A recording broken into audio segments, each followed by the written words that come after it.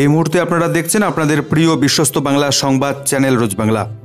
আজকের অত্যন্ত গুরুত্বপূর্ণ দেশ রাজ্য বিদেশের একাধিক গুরুত্বপূর্ণ সংবাদ আপনাদের মুঠোফোনে আপনাদের কাছে সরাসরি পৌঁছে দেব আমরা। বিস্তারিত সংবাদে যাবার আগে শুরুতে এক নজরে বিশেষ বিশেষ সংবাদের শিরোনামগুলি দেখে নিচ্ছি আমরা। বিশ্বের শক্তিধর রাষ্ট্র আমেরিকার চক্রান্তে বাংলাদেশের নৈরাজ্য অশান্তি ক্ষমতাচ্যুত শেখ হাসিনা ভারতের মাটি থেকে নীরবতা ভেঙে বিস্ফোরক দাবি করলেন এবার বাংলাদেশের প্রাক্তন প্রধানমন্ত্রী শেখ হাসিনা। অপরদিকে দেশ ছাড়ার আগেই হয়েছিলেন গ্রেপ্তার, এবার বাজেয়াপ্ত করা হলো বাংলাদেশের প্রাক্তন বিদেশ মন্ত্রীর সমস্ত ব্যাংক অ্যাকাউন্ট।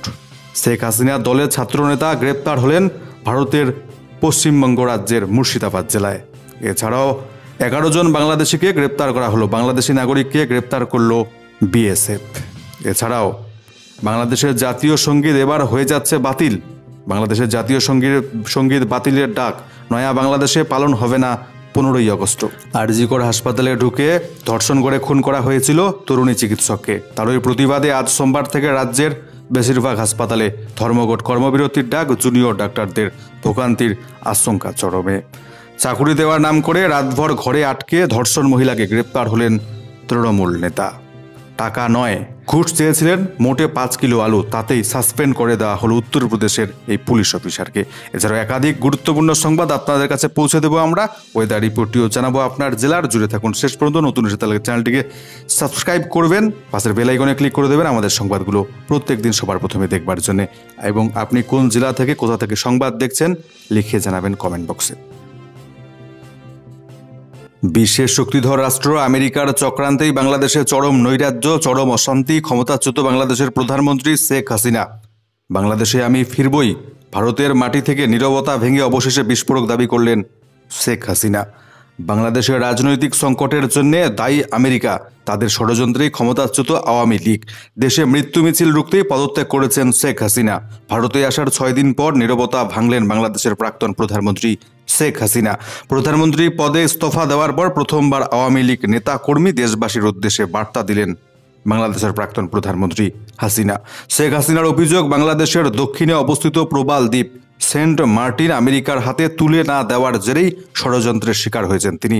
সেন্ট মার্টিন এবং বঙ্গোপসাগর আমেরিকাকে ছেড়ে দিলে তিনি ক্ষমতাচ্যুত হতেন না কোনোভাবেই। দীর্ঘদিন ধরেই আমেরিকার সঙ্গে শেখ হাসিনা সরকারের টানাপোড়েন চলছিল। সংসদ নির্বাচনের আগেও বিষয়টি নিয়ে মুখ খুলেছিলেন শেখ হাসিনা। তিনি ভারতে আসার পর তার ভিসা বাতিল করে দেয় আমেরিকা। তখনই আজ পাওয়া গিয়েছিল। এবার নীরবতা ভেঙে দেশে অশান্তির জন্য আমেরিকাকেই দায়ী করলেন হাসিনা। দেশ ছাড়ার আগে জাতির উদ্দেশ্যে ভাষণ রেকর্ড করার সুযোগ পাননি শেখ হাসিনা। তবে এবার বিবৃতি দিয়ে জানিয়ে দিলেন, আমি পদত্যাগ করেছি যাতে দেশে আর মৃত্যু মিছিল না হয়। ছাত্রদের মৃতদেহের ওপর ভর করে ক্ষমতা দখল করতে চাইছিল বিএনপি। আমি যদি সেন্ট মার্টিন দ্বীপটি ছেড়ে দিতাম আমেরিকার হাতে, তাহলে আজও আমি ক্ষমতায় থাকতাম বাংলাদেশে। আমি দেশে থাকলে হয়তো আরও প্রাণহানি হতো, আরও সম্পদ নষ্ট হতো। তাই আমি সেটা চাইনি, তাই পদত্যাগ করেছি আমি। নিজের দল আওয়ামী লীগ নেতাকর্মীদের উদ্দেশ্যে শেখ হাসিনা এদিন জানিয়েছেন, দেশে আমি শিগগির ফিরব ইনশাল্লাহ। পরাজয় আমার, কিন্তু জয়ী হয়েছে বাংলাদেশের জনগণ। আমার যেসব কর্মী যেখানে আছেন তারা কেউ মনোবল হারাবেন না। আওয়ামী লীগ বরাবরই উঠে দাঁড়িয়েছে, আবারও উঠে দাঁড়াবে আওয়ামী লীগ। পাশাপাশি কোটা সংস্কার আন্দোলনকারীদের উদ্দেশ্যে তার বক্তব্য, আমি বাংলাদেশের তরুণ শিক্ষার্থীদের আবারও জানাতে চাই যে আমি তোমাদের কখনোই রাজাকার বলিনি, বরং তোমাদের উত্তেজিত করবার জন্য আমার কথাগুলি বিকৃত করা হয়েছে। সেই দিনের সম্পূর্ণ ভিডিওটি দেখবার জন্য অনুরোধ করছি আমি আপনাদেরকে। ষড়যন্ত্রকারীরা তোমাদের সরলতার সুযোগ নিয়ে দেশকে অস্থিতিশীল করতে তোমাদেরকে ব্যবহার করছে। শেখ হাসিনা ঘনিষ্ঠ আওয়ামী লীগের শীর্ষ কর্তাদের বক্তব্য, গত মে মাসে আমেরিকার দক্ষিণ এবং মধ্য এশিয়া বিষয়ক সহসচিব ডোনাল্ড লু এর ঢাকা সফরের সঙ্গে এই ক্ষমতা পরিবর্তনের সম্পর্ক রয়েছে। এই অভিযোগও তারা করছেন যে ডোনাল্ড লু চীন বিরোধী কিছু পদক্ষেপ করতে শেখ হাসিনার ওপর চাপ দিচ্ছিলেন। প্রসঙ্গত, চীনের কৌশলগত মোকাবিলা করবার জন্য আমেরিকা চট্টগ্রাম বিভাগের অন্তর্গত ওই দ্বীপটি লিজে নিতে প্রবল আগ্রহী ছিলেন, কিন্তু শেখ হাসিনা সেটি আমেরিকার হাতে ছাড়তে নারাজ ছিল। আয়তনে খুব ছোট হলেও সেখানে আমেরিকা সামরিক ঘাঁটি তৈরি করতে চাইছিল। আর ক্ষমতায় ফিরতে দ্বীপের লিজ নিয়ে আমেরিকার সঙ্গে নাকি এবার বিএনপির গোপন বোঝাপড়া হয়েছে বলেও বিতর্ক দানা বেঁধেছে। অপরদিকে দেশ থেকে পালাবার আগেই গ্রেপ্তার করা হয়েছিল বাংলাদেশের প্রাক্তন বিদেশমন্ত্রী হাসান মাহমুদকে। এবার হাসান মাহমুদের ব্যাংকের লেনদেন পুরোপুরি বন্ধের নির্দেশ বাংলাদেশের অন্তর্বর্তী সরকারের। শেখ হাসিনা পদত্যাগ করে দেশ ছাড়ার পর পালাবার চেষ্টা করেছিলেন আওয়ামী লীগের নেতা মন্ত্রীরা, কিন্তু শেষ রক্ষা হয়নি। অনেককেই আটক কিংবা গ্রেপ্তার করা হয়েছে, আর পার পাননি বাংলাদেশের প্রাক্তন বিদেশমন্ত্রী হাসান মাহমুদ। দেশ ছাড়ার আগেই তাকে করা হয় গ্রেপ্তার। এবার তার ব্যাংকের লেনদেন বন্ধের নির্দেশ দিল আর্থিক গোয়েন্দা বিভাগ। বাদ যাননি তার স্ত্রী এবং মেয়ের ব্যাংক অ্যাকাউন্ট। ব্যাংকের সমস্ত অ্যাকাউন্ট বন্ধ করে দেওয়া হয়েছে তাদের। নিরাপত্তার কারণে আওয়ামী লীগের অনেক নেতামন্ত্রী বর্তমানে লুকিয়ে রয়েছেন, আবার অনেক সাংসদ প্রাক্তন মন্ত্রীরা বিভিন্ন দেশে পালিয়ে গিয়েছেন, কিন্তু পালাতে পারেননি হাসান মাহমুদ। 6 আগস্ট ঢাকার শাহজালাল আন্তর্জাতিক বিমানবন্দর থেকে তাকে গ্রেপ্তার করা হয়। অপরদিকে শেখ হাসিনার আওয়ামী লীগ দলের ছাত্র নেতাকে গ্রেপ্তার করা হলো ভারতের পশ্চিমবঙ্গ রাজ্যের মুর্শিদাবাদ জেলায়। বাংলাদেশের প্রাক্তন প্রধানমন্ত্রী শেখ হাসিনার দল আওয়ামী লীগের ছাত্র সংগঠনের এক নেতা গ্রেপ্তার হলেন পশ্চিমবঙ্গের মুর্শিদাবাদের ভারত বাংলাদেশ সীমান্ত লাগোয়া গ্রাম থেকে। গোপন সূত্রে খবর পেয়ে শনিবার অভিযান চালিয়ে আব্দুল কাদের নামে ওই যুবককে পাকড়াও করেছে সীমান্তরক্ষী বাহিনী বিএসএফ। এরপর রঘুনাথগঞ্জ থানার পুলিশের হাতে তুলে দেওয়া হয়েছে ওই নেতাকে। ধৃতকে রবিবার জঙ্গিপুর মহকুমা আদালতে হাজির করানোর কথা রয়েছে। সূত্র মারফত খবর, রঘুনাথগঞ্জ থানা এলাকায় সীমান্তে আউটপোস্টের কাছে একটি গ্রামে গত 4 দিন ধরে গা ঢাকা দিয়েছিলেন ওই নেতা। এরপরে বিএসএফের 115 নম্বর ব্যাটালিয়নের জওয়ানেরা গ্রামে তল্লাশি চালিয়ে তাকে পাকড়াও করেছে। সেই ছাত্র নেতাকে জেরা করে জানা গিয়েছে তার বাড়ি বাংলাদেশের নারায়ণগঞ্জ জেলায়। বাংলাদেশে কোটা সংস্কারের দাবিতে আন্দোলন রক্তক্ষয়ী হয়ে ওঠার পর তিনি ভারতে আত্মগোপন করেছেন প্রাণ ভয়ে। অপরদিকে রক্তাক্ত বাংলাদেশ ভারতে অনুপ্রবেশের চেষ্টায় এবার বিএসএফের জালে গ্রেপ্তার হলো 11 বাংলাদেশি নাগরিক। বাংলাদেশ লাগোয়া দেশের 3 সীমান্ত থেকে ওই 11 জন বাংলাদেশি নাগরিককে গ্রেপ্তার করা হয়েছে। পশ্চিমবঙ্গ থেকে 2 জন, ত্রিপুরা থেকে 2 জন, মেঘালয়ের সীমান্ত থেকে 7 জনকে গ্রেপ্তার করা হয়েছে। অভিযুক্তদের জিজ্ঞাসাবাদ করা হচ্ছে। বাংলাদেশে সংখ্যালঘুদের উপর নির্যাতন ভয়াবহ আকার নেওয়ায় ইতিমধ্যে এই বিষয়ে কেন্দ্রের তরফে গভীর চিন্তা উদ্বেগ প্রকাশ করা হয়েছে। তবে অবৈধভাবে কাউকেই যে ভারতে প্রবেশ করতে দেওয়া হবে না সে কথা স্পষ্ট জানিয়ে দিয়েছে ইতিমধ্যে কেন্দ্রের মোদী সরকার। এবার জাতীয় সঙ্গীত বাতিলের ডাক নয়া বাংলাদেশে পালন হবে না 15ই আগস্ট। আন্দোলনের পর এবার নয়া বাংলাদেশ গড়ার তোড়জোড় চলছে। সেখানেই দেশের জাতীয় সঙ্গীত হিসেবে এবার আমার সোনার বাংলা বদলের দাবি তুলছে কট্টরপন্থীদের একাংশ। রবীন্দ্রনাথের বদলে মুহিব খানের লেখা ইঞ্চি ইঞ্চি মাটি সোনার চাইতে খাঁটি অথবা দ্বিজেন্দ্রলাল রায়ের ধনধান্য পুষ্পে ভরা গানটিকে জাতীয় সঙ্গীতের মর্যাদা দেবার জন্য প্রচার চলছে নানা স্তরে। এমনকি 15ই আগস্ট তারিখটিকে জাতীয় শোক দিবস হিসেবে পালনেও আপত্তি তুলেছে তারা। পরিবর্তে এটিকে জাতীয় আনন্দ দিবস হিসেবে পালনের দাবি তোলা হচ্ছে। প্রসঙ্গত 1975 সালের 15ই আগস্ট ভোরবেলা বঙ্গবন্ধু মুজিবুর রহমানকে সপরিবারে খুন করা হয়। বিদেশে থাকায় প্রাণে রক্ষা পান বঙ্গবন্ধুর 2 কন্যা শেখ হাসিনা এবং শেখ রেহানা। তাই 15ই আগস্ট তারিখটি বাংলাদেশের কাছে আবেগঘন। তবে কট্টরপন্থীদের হুঁশিয়ারি সত্ত্বেও আওয়ামী লীগ জানিয়েছে তারা 15ই আগস্ট ঢাকা রাজপথে নেমে জাতীয় শোক দিবস পালন করবেই। অভিযোগের নেপথ্যে ইন্ধন রয়েছে বিএনপির। তাই ওই দিনকে ঘিরে নতুন করে অশান্তি রাজ শুরু হবে বাংলাদেশে, এমনটাই আজ করা হচ্ছে। বাংলাদেশে ইতিমধ্যে অন্তর্বর্তী সরকার গঠিত হলেও শান্তি শৃঙ্খলা এখনও ফিরে আসেনি বাংলাদেশে। রবিবার ঢাকা ইসলামী ব্যাংকের প্রধান কার্যালয়ে হামলা এবং গোলাগুলির ঘটনা ঘটে। 3 আধিকারিক সহ জখম হয়েছেন 5 জন। আর কর্তাদের হুমকি সত্ত্বেও পুলিশের একটা বড় অংশ এখনও কাজে যোগ দেননি। তাদের কাজে যোগ দিতে 15ই আগস্ট পর্যন্ত সময় বেঁধে দিয়েছে বাংলাদেশের অন্তর্বর্তী সরকার। প্রায় বন্ধ আদালতের দরজা, আক্রমণের ভয়ে সিটিয়ে আছেন সংখ্যালঘুরাও। দেশ জুড়ে গণ অরাজকতা চলছে বলে মন্তব্য করেছেন হাসিনা পুত্র সাজিব ওয়াজেদ জয়। গোটা দেশ জুড়ে ভেঙে গুড়িয়ে ফেলা হয়েছে বঙ্গবন্ধুর মূর্তি, এমনকি জাতির পিতা বদলের দাবিও উঠেছে বাংলাদেশ জুড়ে। শেখ মুজিবের পরিবর্তে হজরত ইব্রাহিমকে জাতির পিতা ঘোষণা করে কয়েকদিন আগে ঢাকা ভাঙ্গা হাইওয়ের 2টি টোল প্লাজায় সাইনবোর্ড ঝুলিয়ে দিয়েছেন কট্টরপন্থীরা। এবার তাদের নজরে আমার সোনার বাংলা। আরজিকর মেডিকেল কলেজে ঢুকে তরুণী চিকিৎসককে ধর্ষণ এবং খুনের ঘটনায় আজ সোমবার রাজ্যের বেশিরভাগ হাসপাতালে কর্মবিরতির ডাক। জুনিয়র ডক্টরদের ভোগান্তির চরম আশঙ্কা। আরজিকর মেডিকেল কলেজ হাসপাতালে মহিলা চিকিৎসকের দেহ উদ্ধারের ঘটনায় ক্রমশ ঘোরালো হচ্ছে পরিস্থিতি। ঘটনার প্রতিবাদে আজ সোমবার থেকে কর্মবিরতির ডাক দিয়েছেন জুনিয়র ডক্টররা। রাজ্যের বহু সরকারি বেসরকারি হাসপাতালে আজ কর্মবিরতির ডাক দেওয়া হয়েছে। আপৎকালীন সাধারণ সমস্ত বিভাগেই পরিষেবা বন্ধ রাখার কথা বলা হয়েছে। এর ফলে আজ সোমবার থেকে চরম ভোগান্তির মুখে পড়তে হতে পারে রোগী এবং তার পরিজনদের। সোমবার কলকাতা মেডিকেল কলেজে একটি জেনারেল বডি বৈঠক ডাকা হয়েছিল। ওই বৈঠকে উপস্থিত ছিলেন রাজ্যের সরকারি বেসরকারি মিলিয়ে মোট 12টি হাসপাতালের প্রতিনিধিরা।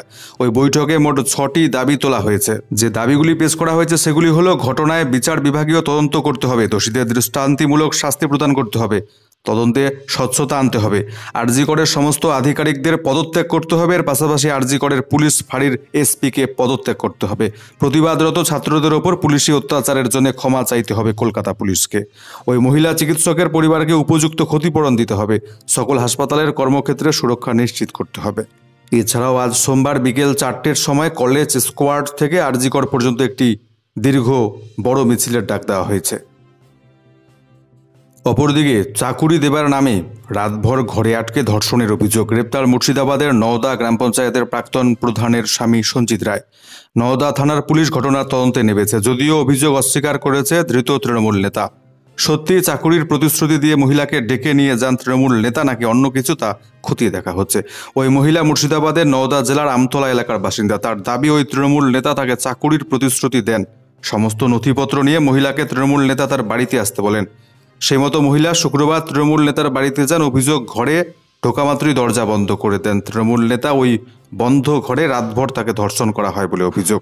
শনিবার সকালে ওই মহিলা তার পরিজনদের ফোন করেন। খবর পাওয়া মাত্রই মহিলাদের পরিবারের লোকজন তৃণমূল নেতার বাড়িতে পৌঁছে যায়। বন্ধ ঘর থেকে মহিলাকে উদ্ধার করা হয়। এরপর নওদা থানার দ্বারস্থ হয় নির্যাতিতা এবং তার পরিবারের লোকজন। তৃণমূল নেতার বিরুদ্ধে ধর্ষণের অভিযোগ জানান তারা। এই অভিযোগের ভিত্তিতে পুলিশ অভিযুক্তকে ইতিমধ্যে গ্রেপ্তার করেছে। টাকা নয় ঘুষ চেয়েছিলেন শুধুমাত্র 5 কেজি আলু, তাতেই সাসপেন্ড করে দেওয়া হলো পুলিশ অফিসারকে। লক্ষ বা কোটি টাকা ঘুষ চেয়ে বিপাকে পড়ে লোকজন। সেখানে তিনি চেয়েছিলেন মাত্র 5 কিলো আলু, আর তাতেই বড়সড় কেস খেয়ে বসলেন উত্তরপ্রদেশের পুলিশ অফিসার। বিষয়টি প্রকাশ্যে আসতেই চাকুরি থেকে তাকে বরখাস্ত করা হয়েছে। ঘটনাটি ঘটেছে উত্তরপ্রদেশের কনৌজের শৌরিক থানায়। অভিযুক্ত এই থানার চাপুন্না ভাওয়ালপুর পুলিশ ফাঁড়ির ভারপ্রাপ্ত সাব ইন্সপেক্টর। 1 মিনিট 4 সেকেন্ডের ওই রেকর্ডিংয়ে অভিযুক্ত পুলিশকর্মীকে ঘুষ হিসেবে 5 কিলো আলু চাইতে শোনা গিয়েছে। ফোনের ওপারে যিনি রয়েছেন তিনি জানান 2 কিলো আলু দিলেও বাকি 3 কিলো এখন তিনি দিতে পারছেন না। এতে ক্ষুব্ধ হয়ে 3 কিলো আলু দেওয়ার জন্য চাপ দেন পুলিশকর্মী। কিছুক্ষণ বচসার পর শেষমেশ 3 কিলো আলুতেই রফা হয়। তবে অনেকেই মনে করছেন লঘু পাপে গুরুদণ্ড হয়ে গেল নাকি।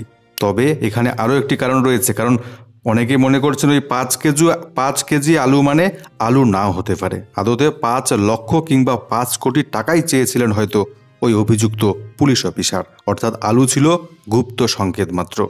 ঘটনার বিস্তারিত তদন্ত শুরু হয়েছে ইতিমধ্যে, তবে সেই পুলিশ অফিসারকে সাসপেন্ড করে দেওয়া হয়েছে। চলে গেলেন ভারতের প্রাক্তন বিদেশমন্ত্রী নটবর সিং। মৃত্যুকালে বয়স হয়েছিল 93 বছর। প্রয়াত দেশের প্রাক্তন বিদেশমন্ত্রী কে নটবর সিং মৃত্যুকালে তার বয়স 93 বছর হয়েছিল। বয়সজনিত কারণে দীর্ঘদিন ধরে অসুস্থ ছিলেন বর্ষিয়ান কংগ্রেস নেতা। শনিবার রাতে তিনি শেষ নিঃশ্বাস ত্যাগ করেন।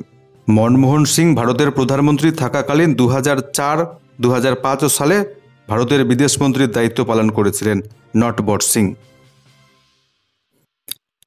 আপনি কি ফিক্সড ডিপোজিট করতে চান? তাহলে বড় সুসংবাদ আপনাদের জন্য। এই 5টি ব্যাংক বর্তমানে অনেকটাই ভালো সুদ দিচ্ছে ফিক্সড ডিপোজিটে। ফিক্সড ডিপোজিট আপনার সবার ভরসার জায়গা। এই 5টি ব্যাংক আগামী 3 বছর ভালো সুদ দিচ্ছে ফিক্সড ডিপোজিটে। তাহলে দেরি না করে এখনই এখানে বিনিয়োগ করতে পারেন আপনারা। HDFC ব্যাংক আপনাকে ফিক্সড ডিপোজিটে 7% সুদ দিচ্ছে, আর আপনি যদি প্রবীণ নাগরিক হন তাহলে পাবেন 7.5% হারে সুদ। ICICI ব্যাংক আপনাকে ফিক্সড ডিপোজিটে 7% সুদ দিচ্ছে। যদি প্রবীণ নাগরিক হন তাহলে 7.5% হারে সুদ পাবেন। SBI ব্যাংক আপনাকে 6.75% এবং প্রবীণ নাগরিকদের জন্য 7.25% হারে সুদ দিচ্ছে। ব্যাংক অফ বরোদা আপনাকে 7.15% হারে এবং প্রবীণ নাগরিকদের 7.65% হারে সুদ দিচ্ছে। কোটাক মাহিন্দ্রা ব্যাংক আপনাকে 7% হারে, প্রবীণ নাগরিকদের 7.4% হারে ফিক্সড ডিপোজিটে সুদ দিচ্ছে। অপরদিকে পাঞ্জাবে জলের স্রোতে ভেসে গেল গাড়ি, মৃত নয়। জলের তোড়ে এসইউভি গাড়ি ভেসে গিয়ে মৃত্যু হলো 9 জনের, এর মধ্যে 8 জন একই পরিবারের, নিখোঁজ আরও 2 জন। রবিবার পাঞ্জাবের হোসিয়ারপুর থেকে 34 কিলোমিটার দূরে এই মর্মান্তিক ঘটনাটি ঘটেছে বলে জানিয়েছে পুলিশ। জানা যাচ্ছে এদিন একটি নদী পার করার সময় ভেসে যায় গাড়িটি। ওই গাড়িতে ছিলেন একই পরিবারের 11 জন। হিমাচল প্রদেশের উনা জেলার মেহতপুর থেকে পাঞ্জাবের এসবিএস নগরে একটি বিয়ে বাড়িতে যাচ্ছিলেন তারা। কেমন থাকবে আজকে বাংলার আবহাওয়া? আবহাওয়া দপ্তরের তরফ থেকে প্রাপ্ত সর্বশেষ রিপোর্টটি দেখে নিচ্ছি আমরা এক নজরে। আজকে উত্তরবঙ্গের কোনো জেলাতেই ভারী কিংবা অতি ভারী বৃষ্টিপাতের কোনো সতর্কবার্তা নেই। তবে আজকের উত্তরবঙ্গের প্রত্যেকটি জেলাতে বিক্ষিপ্ত হবে সামান্য পরিমাণ হালকা মাঝারি বৃষ্টিপাত চলবে। পরবর্তী 48 ঘন্টার মধ্যে উত্তরবঙ্গের কোনো জেলাতেই ভারী বৃষ্টিপাতের কোনো সতর্কবার্তা জারি করেনি আপাতত আবহাওয়া দপ্তর।